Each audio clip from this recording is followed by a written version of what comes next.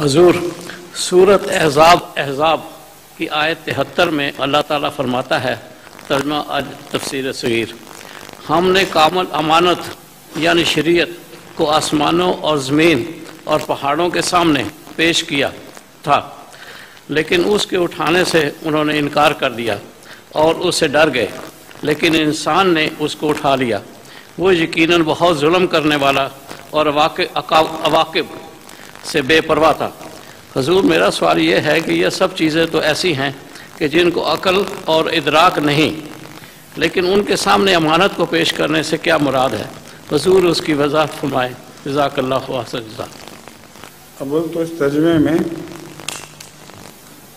الانسان کا ترجمہ انسان کامل ہونا چاہیے، کیونکہ مراد یہاں رسول اللہ صلی اللہ علیہ وسلم ہے، اور پہاڑوں سے مراد بڑے بڑے وجود ہیں۔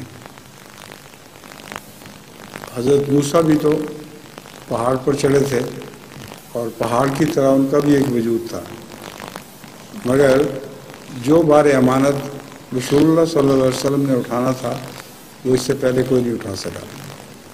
تو پہاڑ پر وہی نازل نہیں ہوا کرتی، نہ مادی چیزوں پر کسی صورت میں بھی وہی نازل ہوتی ہے، نہ زمین پر نہ پہاڑ پر، لیکن وہ وہی بڑے بڑے آسمانی کہلانے والے لوگوں پر بھی ہوتی ہے اور زمینی لوگوں پر بھی کئی طرح کی وحیاں ہوتی ہیں، مگر وہ بار امانت اٹھانے کے قابل نہیں ہوتے۔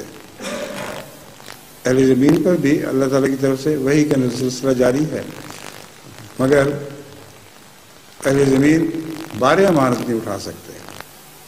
یعنی کامل شریعت لے کر جس وجود نے آنا تھا وہ حضرت محمد رسول اللہ صلی اللہ علیہ وسلم تھے۔ انہوں نے فرمایا وَحَمَلَهَا الْإِنسَانُ، اور انسان کامل نے اسے اٹھا لیا۔